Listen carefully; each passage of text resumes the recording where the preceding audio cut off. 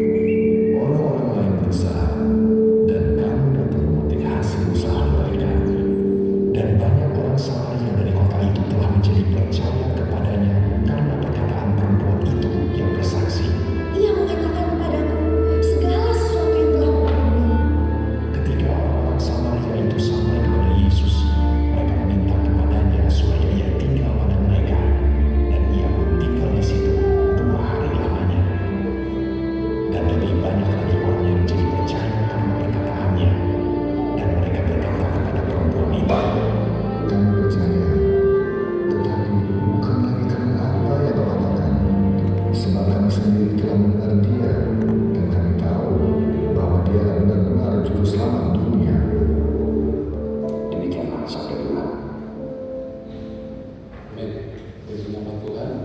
Kita percaya jemaat Tuhan bahwa yang berbahagia adalah orang yang sungguh-sungguh mendengarkan firman Tuhan, merenungkannya, serta melakukannya.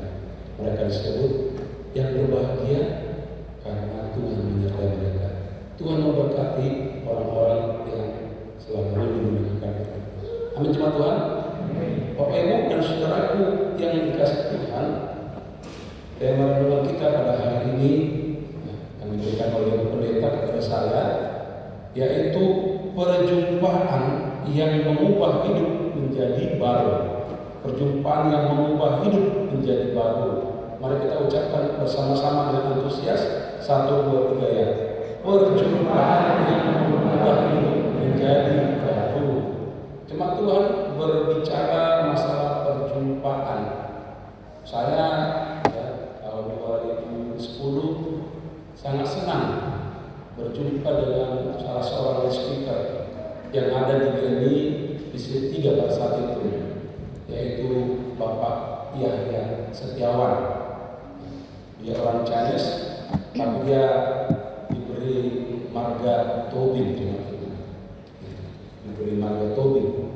Saya sangat senang kalau berjumpa dengan Pak Yahya ini. Karena apa jemaat Tuhan? Kalau dia, kami berjumpa itu selalu dia membuat lelucon, sehingga kami tertawa gembira jemaat Tuhan. Salah satu lelucon yang sering dia ceritakan bagaimana jemaat Tuhan dia mengaku marga Tobin nomor 1 katanya. Jadi marga Tobin agak tersinggung juga katanya. Gimana pula marga Tobin nomor 1? Tapi itulah leluconnya jemaat Tuhan. Kalau berjumpa dengan dia banyak sekali lelucon yang dia ceritakan yang membuat kita sangat bersuka cita jemaat Tuhan. Apalagi jemaat Tuhan kalau dia sudah selesai menyampaikan khotbah jemaat Tuhan, itu selalu ngajak kita, mentraktir kita, makan siang bersama. Lalu jemaat Tuhan, gereja juga, ketika dia diundang untuk berkhotbah, ketika dia melihat kursi gereja masih kurang, langsung dia bilang, Pak Pendeta, nanti saya akan kirim 20 bangku untuk gereja ini. Jadi jemaat Tuhan, saya sangat senang kalau berjumpa dengan Pak Yahya Setiawan, orang yang humoris, orangnya murah hati jemaat Tuhan, baik itu untuk para hamba Tuhan dan juga untuk gereja Tuhan. Jadi saya sangat senang sekali kalau berjumpa dengan Pak Yahya Setiawan ini. Memang dia sudah almarhum jemaat Tuhan, tapi sampai sekarang saya selalu ingat bagaimana kalau berjumpa dengan Pak Yahya Setiawan. Jemaat kasih Tuhan, firman Tuhan yang sudah kita baca tadi berbicara bagaimana seorang perempuan Samaria berjumpa dengan Tuhan Yesus di sebuah sumur jemaat Tuhan. Dan perjumpaan perempuan Samaria itu jemaat Tuhan itu sesuatu yang sangat luar biasa jemaat Tuhan. Memang kita percaya kalau umatnya berjumpa dengan Tuhan pasti akan terjadi sesuatu yang luar biasa. Amin jemaat Tuhan. Saudara yang diberkati oleh Tuhan, pada ayat yang coba teruskan saja. Nah, ayat yang ke-9 jemaat Tuhan dijelaskan di situ, ketika Yesus bertemu dengan perempuan Samaria, maka perempuan itu mengatakan, "Masakah engkau seorang Yahudi minta minum kepadaku seorang Samaria?" Seorang Yahudi tidak bergaul dengan orang Samaria. Jadi jemaat Tuhan, kita lihat tadi firman Tuhan, percakapan Tuhan Yesus dengan orang Samaria jemaat Tuhan. Di dalam percakapan itu jemaat Tuhan, kita melihat rupanya ada suatu masalah antara orang Yahudi dengan orang Samaria. Apa masalahnya jemaat Tuhan? Jemaat Tuhan, masalah yang terjadi antara orang Samaria dan orang Yahudi. Nah ini jemaat Tuhan, ini peta Palestina Di situ ada yang daerah itu Samaria, ya Samaria jemaat Tuhan. Begini ceritanya jemaat Tuhan, mengapa orang Yahudi dan orang Samaria itu tidak bergaul, ya. Jemaat Tuhan, pada tahun 722 sebelum Masehi jemaat Tuhan, ya, terjadi asimilasi penduduk lokal Israel dengan bangsa asing. Jadi orang Israel di tahun 722, ya, pria-pria Israel ini menikah dengan orang-orang di luar Israel. Menikah dengan perempuan-perempuan bangsa asing. Lalu jemaat kasih Tuhan, mereka setelah menikah itu mereka punya anak, punya keturunan. Tetapi jemaat Tuhan, karena pria-pria Israel menikah dengan perempuan-perempuan asing, ya, yang tidak mengenal Allah, akhirnya rupanya perempuan-perempuan asing ini mempengaruhi pria-pria Israel mereka nikah itu, ya jemaat Tuhan, sehingga mereka ikut-ikutan menyembah berhala. Mereka tidak lagi menyembah Allah. Karena apa? Karena dipengaruhi oleh istri-istri mereka yang berasal dari bangsa-bangsa lain. Ya.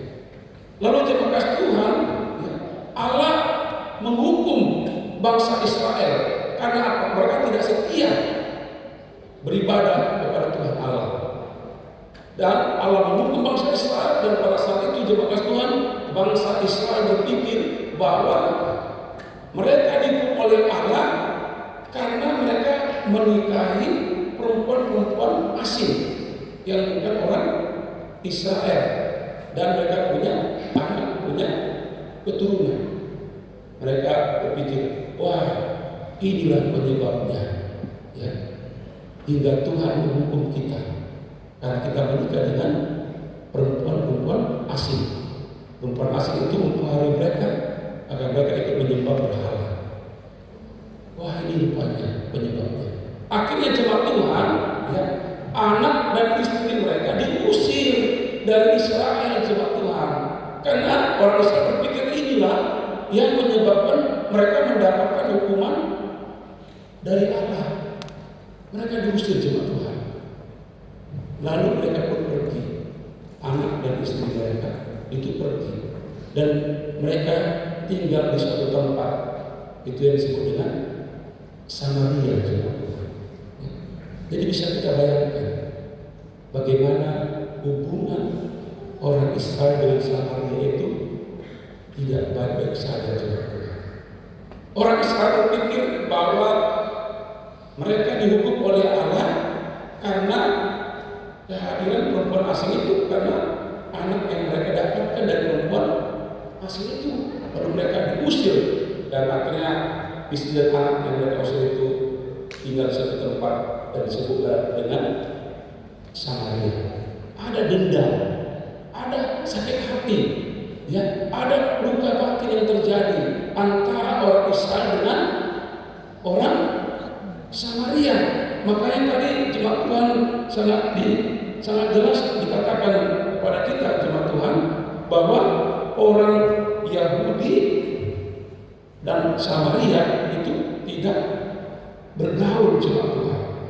Ayat 9 tadi, sebab orang Yahudi tidak bergaul dengan orang Samaria karena ada latar belakang yang pahit, luka batin yang begitu sangat dalam, ya, antara orang Yahudi dengan orang-orang Samaria. Terus soalnya ketika Yesus, ya, ada perempuan Samaria itu, ya, maka perempuan Samaria itu kaget jemaat Tuhan.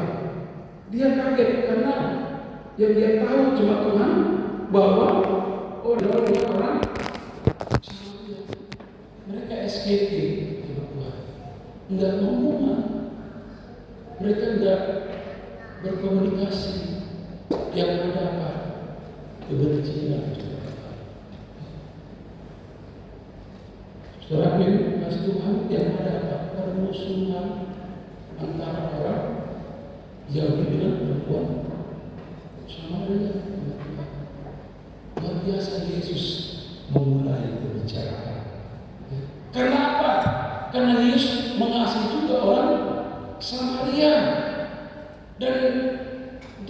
benar-benar menunjukkan bahwa dia mengasihi semua orang tanpa terkecuali. Itulah sebabnya jemaat Tuhan, Yesus memulai pembicaraan dengan perempuan Samaria itu, jemaat Tuhan. Bapak Ibu Saudara, kasih Tuhan. Coba diteruskan. Kasih Yesus menghancurkan kebencian dan permusuhan antara orang Yahudi dengan orang Samaria, jemaat Tuhan. Permusuhan, ya, kebencian dihancurkan oleh kasih Kristus. Bahkan Kristus memulihkan perempuan Samaria itu, jemaat Tuhan. Melalui apa? Melalui sebuah perjumpaan yang sangat indah, jemaat Tuhan. Bapak Ibu dan Saudara yang kasih Tuhan, kita percaya ketika firman Tuhan disampaikan, kita berjumpa dengan Tuhan. Amin. Karena firman itu adalah Allah itu sendiri, jemaat Tuhan. Jadi ketika kita yang mendengar firman Tuhan, itu sama artinya kita sedang berjumpa dengan Tuhan. Dan perjumpaan kita dengan Tuhan pada hari ini ingin menghancurkan segala kebencian, ingin menghancurkan segala permusuhan yang ada, jemaat Tuhan, dan ingin memulihkan kita, jemaat Tuhan. Amin. Oleh sebab itu, jemaat kasih Tuhan, ya, di dalam kehidupan kita, jemaat Tuhan, jangan ada kebencian, jangan ada permusuhan, jemaat Tuhan, karena kita sudah berjumpa dengan Tuhan. Lihat perempuan Samaria itu, jemaat Tuhan, yang awalnya dia sangat benci dengan orang Israel, dengan orang Yahudi, sangat bermusuhan dengan orang Yahudi, tapi ketika berjumpa dengan Tuhan Yesus, kebenciannya dihancurkan oleh Yesus. Rasa permusuhannya dihancurkan oleh Tuhan Yesus, dan dia dipulihkan. Ini yang Tuhan mau sampaikan kepada kita, jemaat. Pada saat kita memasuki merayakan minggu ketiga di masa yang ini, jemaat, supaya jangan ada kebencian, jangan ada permusuhan di dalam rumah tangga. Amin. Bagaimana engkau diperlakukan oleh pasangan, jangan musuhi juga, jangan dibenci, jemaat Tuhan. Engkau mengatakan apa pendeta, nggak tahu sih sakitnya di mana, sakitnya di sini loh pendeta. Aku nggak bisa ngampuni pasanganku, aku nggak bisa mengasihi pasanganku karena kelakuannya sudah terlalu. Saudara berkasih Tuhan, barang siapa tidak mengampuni, maka dia juga tidak akan diampuni. Dan jelas di dalam kitab Efesus Paulus mengatakan, tidak ada tempat di surga bagi orang yang dendam, jemaat Tuhan. Tidak ada tempat di surga bagi orang yang membenci, jemaat Tuhan, yang sudah bermusuhan. Tidak ada tempatnya di surga, jemaat Tuhan. Tempatnya di mana? Di neraka, jemaat Tuhan. Dan ketahui, jemaat Tuhan, siapa yang memendam kebencian dendam, jemaat Tuhan, tidak lama lagi nasib. Tidak lama lagi nasib, karena dari segi medis, jemaat Tuhan, orang yang tidak bisa mengampuni, jemaat Tuhan, itu rentan dengan sakit stroke, jemaat Tuhan. Saya percaya semua jemaat di tempat ini adalah jemaat yang saya mengampuni. Amin. Saling memaafkan. Memang kata orang Batak, pohon yang dekat itulah yang bergesekan.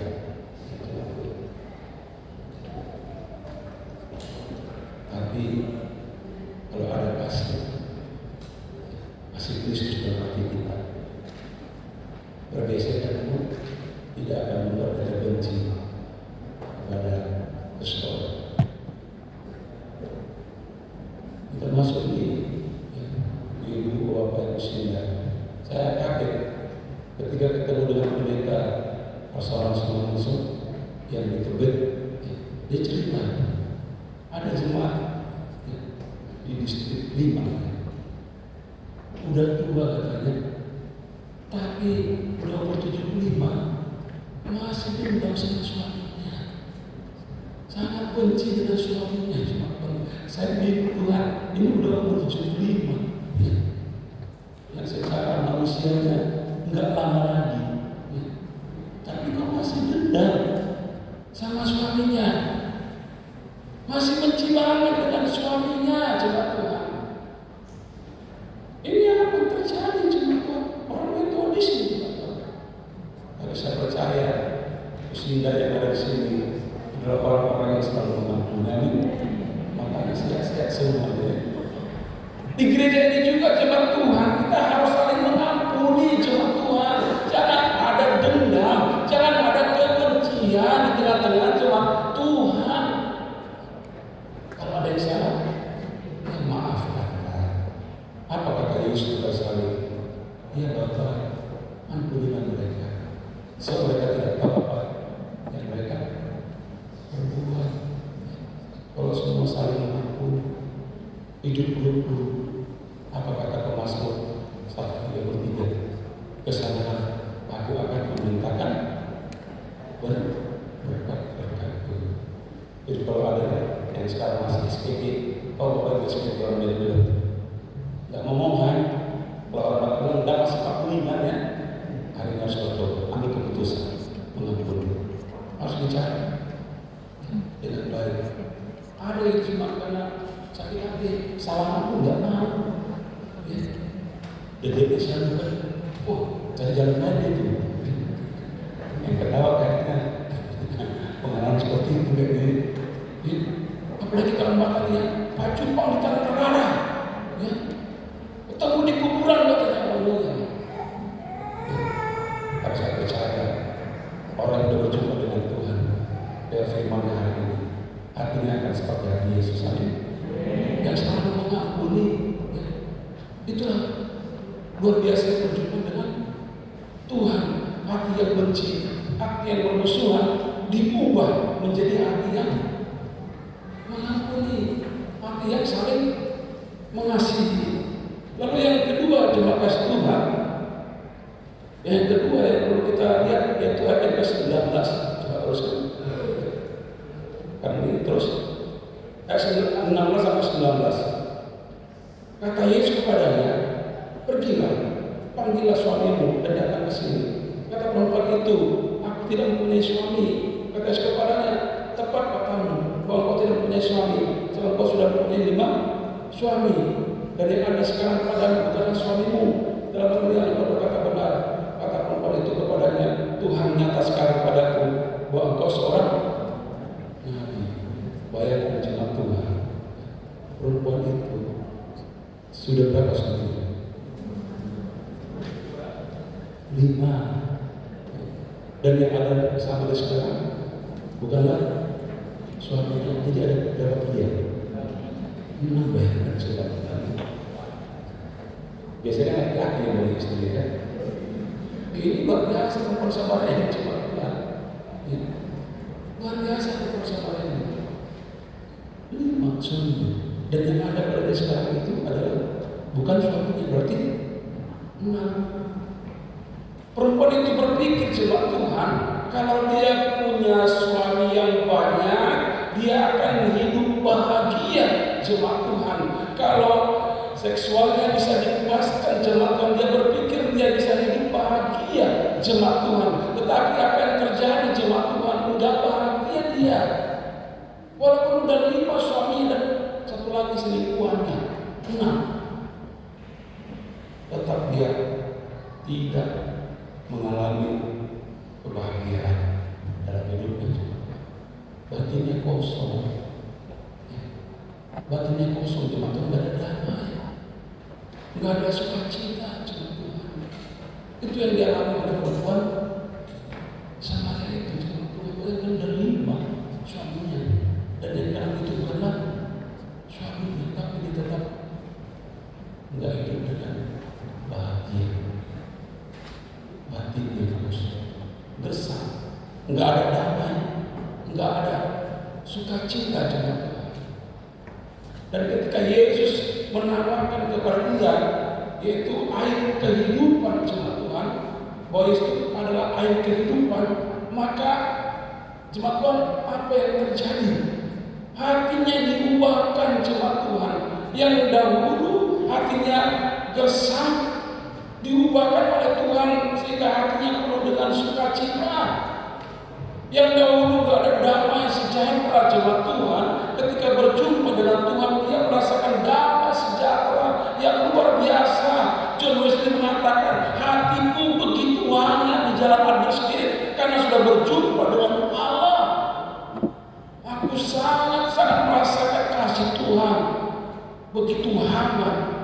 Dan itulah yang dialami oleh perempuan Samaria itu jemaat Tuhan. Ketika berjumpa dengan Tuhan, yang dahulunya hatinya gersang, enggak ada sukacita, enggak ada damai sejahtera, diubah oleh Tuhan sehingga hatinya penuh dengan damai sejahtera, penuh dengan sukacita yang luar biasa. Bapak Ibu dan Saudara yang dikasihi Tuhan, terkadang di dalam kehidupan kita selalu berpikir bahwa hal-hal duniawi yang akan membuat kita sukacita, hal-hal duniawi yang membuat kita akan bahagia, sehingga kita jemaat Tuhan berupaya untuk meraih jabatan yang tinggi di dunia ini. Bahkan kita berupaya bagaimana supaya mendapat harta yang begitu banyak sekali jemaat Tuhan, karena kita berpikir bahwa dengan jabatan yang tinggi dan harta dunia yang melimpah kita akan dengan damai, dengan sukacita. Tapi kenyataannya tidak seperti itu jemaat Tuhan. Bapak Ibu dan Saudaraku yang dikasihi Tuhan, perempuan Samaria jika ketemu dengan Tuhan Yesus, maka menjawab kebutuhan hatinya, menjawab kebutuhan jiwanya. Karena mungkin orang mengatakan ada tertulis, manusia hidup bukan dari roti saja, tetapi dari setiap firman yang keluar dari mulut Allah. Ini menjadi sebuah perenungan bagi kita. Kayak kita yakin bahwa ketika berjumpa dengan Tuhan, ketika firman kita dengar, itu akan menjawab kebutuhan batin kita, menjawab kebutuhan jiwa kita jemaat Tuhan, sehingga kita tidak hanya menghabiskan waktu kita hanya untuk mengejar jabatan yang ini, hanya untuk mencari Tuhan. Seperti lagu sekolah ini, apa yang dicari orang Tuhan, apa yang dicari orang pagi, siang, sore, malam, uang, bukan Tuhan Yesus. Lagi-lagi, siapa yang dicari Tuhan? Nah, saya tidak coba ya, tanya siapa yang dicari Tuhan? Siapa yang dicari Tuhan pagi, siang, sore, malam? Yang mata duikan. Benar jemaat Tuhan, terkadang kita berpikir kalau materi itu bisa membuat kita bahagia jemaat Tuhan, sehingga semua waktu kita, semua tenaga kita habiskan cari uang, terus cari uang, sehingga kita nggak bisa lagi beribadah kepada Tuhan di hari Minggu, nggak bisa lagi menghadiri komsel jemaat Tuhan, nggak bisa lagi ikut kegiatan-kegiatan kategorial jemaat Tuhan, karena kita berpikir bahwa hanya jabatan yang tinggi, hanya harta yang melimpah bisa membuat kita bahagia. Jemaat Tuhan, ada keturunan ya, Onasius, Kristina Onasius Tuhan. Dan Kristina Onasius ini keluarga yang sangat kaya. kepadanya diwariskan jutaan dolar. Coba Tuhan. Ini Kristina masuk. Banyak ada.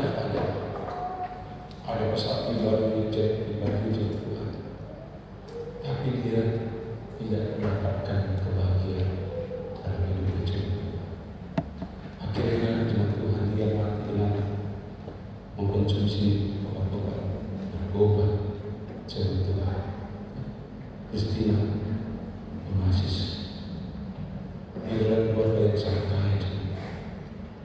Tapi ternyata kekayaan nggak bisa membuat dia bahagia. Oleh sebab itu jemaat Tuhan, mari kita selalu merindukan kehadiran Tuhan dalam kehidupan kita, agar kita berjumpa dengan Tuhan. Sebab kita berjumpa dengan Tuhan ada sukacita, ada damai sejahtera, ada ketenangan.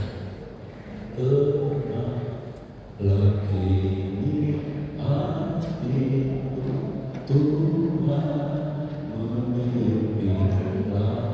Ada ketenangan di jiwa kita ketika kita bertemu dengan Tuhan melalui firman-Nya, melalui ibadah-ibadah kita jemaat Tuhan. Oleh sebab itu jemaat Tuhan, komitmenlah setiap jadwal ibadah. Mari kita setia menghadirinya jemaat Tuhan. Karena kalau kita beribadah, kita berjumpa dengan Tuhan.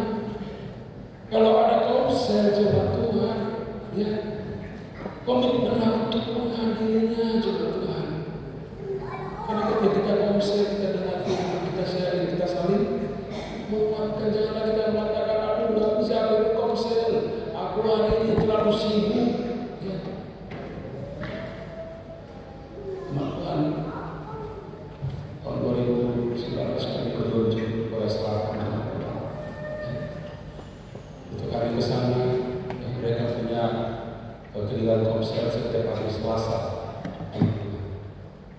malam. Saya tanya gimana kehadiran anggota konser pas meeting. Wah, jemaat berkomitmen kalau Selasa itu dia akan hadir dalam konser. Terus gimana caranya pas kerja? Oh, mereka dapat berjanji dengan owner. Ya. Kalau hari Selasa mereka akan diperbolehkan cepat pulang menghadiri konser Tuhan. Luar biasa Tuhan. Ini menjadi komitmen kita bersama. Cuma Tuhan. Apa kata Yosua? Aku dan Sisi keluarga akan beribadah pada Tuhan. Karena ketika beribadah pada Tuhan, itu sama artinya kita berjumpa dengan Tuhan. Hatinya dalam gersang, nggak ada sukacita. Ketika engkau beribadah, terjadilah pada Tuhan. Diubahkan hati kita yang gersang menjadi hati damai, menumpah cinta, kemudian ketenangan. Lalu yang berikutnya jemaat Tuhan yang terakhir, ya, kita melihat jemaat Tuhan bagaimana setelah ya perempuan itu ya mengalami lawatan Tuhan. Yohanes ya ayat 28 sampai ayat 30. Ya. Maka perempuan itu meninggalkan tempayan di situ, lalu pergi ke kota dan berkata kepada orang-orang yang di situ, mari lihat, di sana ada seorang yang mengatakan kepada aku sesuatu yang telah Bapak buat, mungkinkah dia Kristus? Itu. Perempuan Samaria ini ketika dirawat oleh Tuhan, berjumpa dengan Tuhan, maka apa yang terjadi jemaat Tuhan? Dia punya antusias, dia punya passion, dia punya semangat yang luar biasa untuk apa? Memberitakan kabar baik itu kepada orang-orang lain, kepada orang-orang Samaria jemaat Tuhan. Lalu apa yang terjadi ketika dia beritakan tentang Kristus kepada orang-orang Samaria? Ayat 29. Dan banyak orang Samaria dari kota itu telah menjadi percaya kepadanya karena perkataan perempuan itu jemaat Tuhan. Jadi ketika perempuan Samaria itu mengalami perjumpaan dengan Allah, dia dirawat, dia diubahkan jemaat Tuhan, maka dengan begitu semangat, begitu antusias, dia pergi untuk apa? Menceritakan tentang Kristus kepada orang-orang Samaria. Dan akhirnya apa terjadi? Banyak orang Samaria yang percaya. Bapak Ibu dan Saudaraku yang dikasihi Tuhan, semangat inilah yang harus ada dalam kehidupan orang-orang percaya, seperti perempuan Samaria memberitakan tentang Kristus pada orang-orang yang kita jumpai, sehingga orang-orang itu juga boleh percaya mengalami kasih Kristus. Lihat contoh Tuhan, John Wesley, tokoh gerakan Metodis. Setelah dia berjumpa dengan Tuhan di jalan Palestina, dia punya semangat yang luar biasa. Dia katakan, the world is my place. Dunia ini daerah pelayanan itu.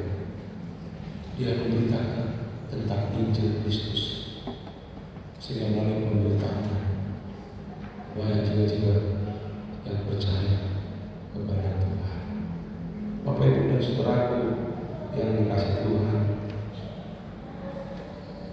ini yang Tuhan inginkan dalam kehidupan orang percaya jemaat Tuhan, supaya kita juga punya passion, punya semangat yang luar biasa. Untuk apa? Untuk memberitakan tentang kasih Kristus, supaya semakin banyak orang yang diselamatkan, banyak orang yang percaya kepada Tuhan.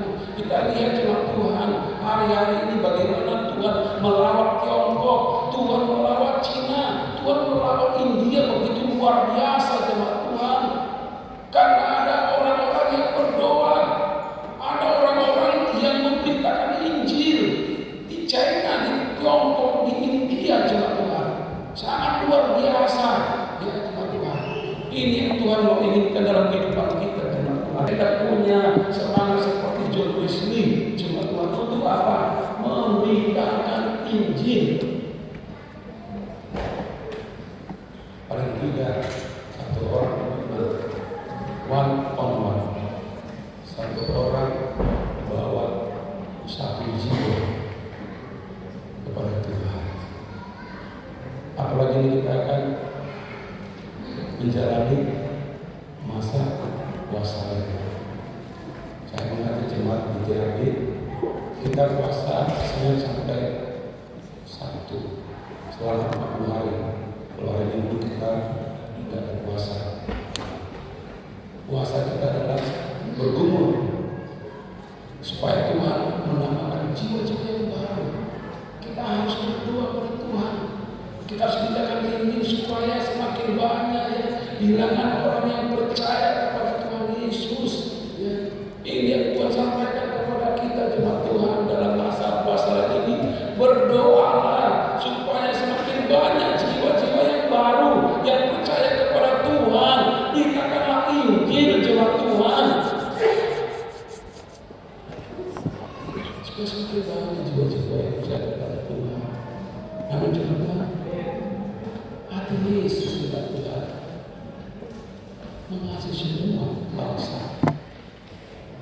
Apalagi akhir-akhir jemaat Tuhan, negeri kita ya, sangat direpotkan dengan hal-hal yang penting. Di Medan masalah penutupan lapak daging babi ya, harus ditutup. Ya. Demo yang satu, itu lagi demo lagi. Ya. Setelah dari kota keluarkan SK, demo lagi, harus dicabut surat wali kota. Muncul lagi jemaat Tuhan. Ya. Wah, kalau dicabut akan terjadi poso yang kedua katanya. Wah, saya kadang-kadang bingung jemaat Tuhan. Ini sekarang masalah makanan saya diberikan terus. Kalau kerajaan Allah ada masalah makanan jemaat Tuhan. Ini Iblis mencoba mengelabui orang percaya supaya sibuk mengurusi masalah makanan. Tidak fokus lagi memberitakan kasih Tuhan, tidak lagi memberitakan Injil kerajaan Allah, cuma Tuhan. Nah, ini untuk sampaikan kepada kita supaya saya, Bapak, Ibu, cuma Getseman Depok ya, punya hati seperti Kristus yang terus terbeban untuk apa? Memberitakan Injil kepada teman sekerja. Beritakan Injil. Beritakan Injil dimanapun kita berada, cuma Tuhan. Supaya semakin banyak orang yang percaya kepada Tuhan. Tanda kita diubahkan, cuma dengan Tuhan yang diubahkan. Ya seperti berpan sampai tadi hatinya selalu ya, ingin memberitakan tentang Kristus. Biar ini menjadi hati kita bersama. Kita selalu memberitakan tentang Injil, sehingga setiap minggu akan ada sebuah-sebuah yang berbeda tentang sehingga ada lagi bangku yang kosong. Kalau memberitakan Injil tentang Tuhan, percaya ya, bangku yang kosong akan bertambah menjadi kosong. Kalau memberitakan Injil, tapi kalau kita memberitakan Injil, bangku yang kosong akan Tuhan penuhkan dengan orang-orang yang percaya kepada Tuhan, yang memuji, menyembah Tuhan. Perjumpaan dengan Tuhan akan menimbulkan sebuah perubahan hidup baru, dan biar itu terwujud dalam kehidupan kita. Tuhan berkata kita hari ini. Terima kasih Tuhan untuk kebenaran firman-Mu, untuk isi hati-Mu yang sudah Engkau sampaikan kepada kami. Biar kami ya Tuhan menyambutnya dengan sukacita, dan biarlah kami seperti seorang murid yang mau melakukannya ya Tuhan, untuk hormat kemuliaan bagi nama-Mu. Sehingga kami ya Tuhan, ya Allah Roh Kudus, penuh dengan cinta kasih-Mu. Kalau ada kebencian, sakit hati, dendam, Tuhan hapuskanlah itu ya Bapa. Buanglah dari hati kami, karena hari ini kami telah berjumpa dengan Engkau ya Tuhan. Bahkan kami ya Bapa sangat bersyukur bahwa hanya dalam Engkau ada damai, ada kebahagiaan, ada sukacita ya Tuhan. Oleh sebab Tuhan, jangan biarkan kami Tuhan terikat dengan dunia ini Tuhan, tapi biarlah kami fokus untuk mendengar firman, beribadah kepada Tuhan, baik dalam ibadah minggu, komsel, kegiatan-kegiatan ibadah lain di gereja Bapak. Karena kami percaya kita beribadah dan berjumpa dengan Tuhan, kami dilawat dan dikuat oleh Bapak. Dan pada hari ini Tuhan mengingatkan kami supaya kami juga punya hati seperti perempuan Samaria itu, punya hati seperti John Wesley untuk memberitakan kabar baik, menyampaikan Injil kepada setiap orang ya Bapak.